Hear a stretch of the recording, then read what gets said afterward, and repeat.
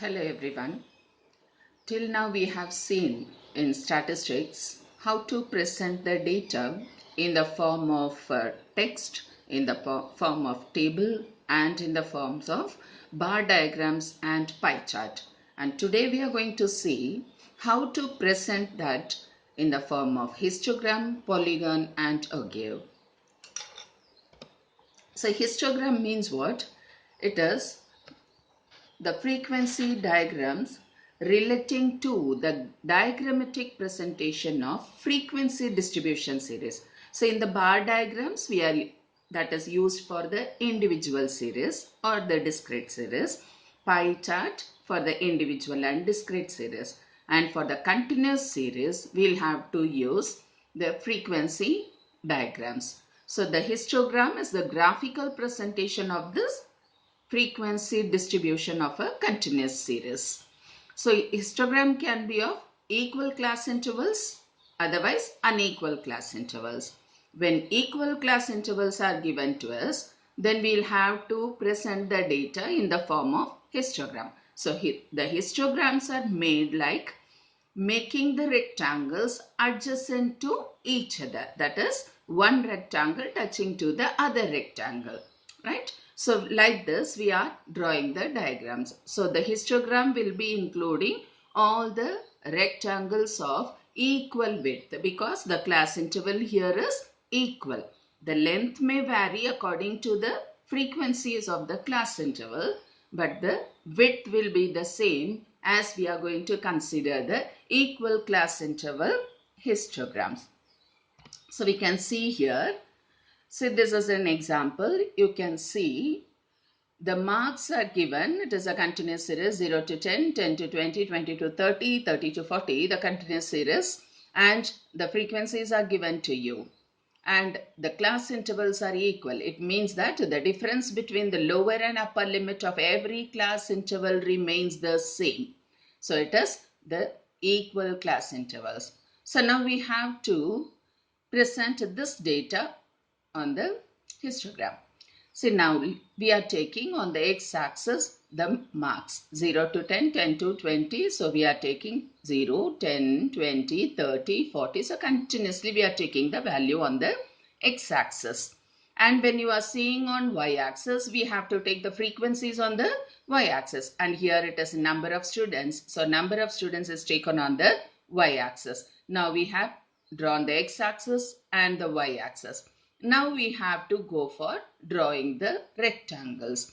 So from 0 to 10, it is 5. So we are marking 5 here. Right? This has become one rectangle. From 10 to 20, it is 10. Then we are marking 10 here. So it is the next rectangle. And you can see that there is no gap between two rectangles. It is to be kept very close to each other as it is the continuous series. So this is the histogram of equal class interval.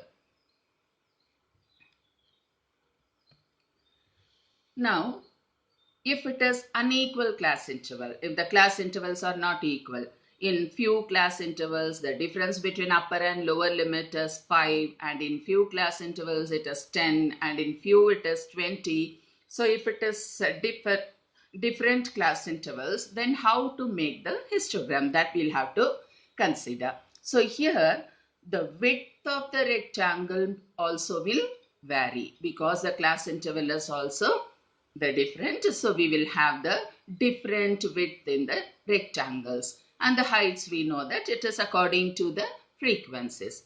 So in this, when we are going to draw the histogram for an unequal class interval series, then you will have to first consider what is the smallest class interval in the given series.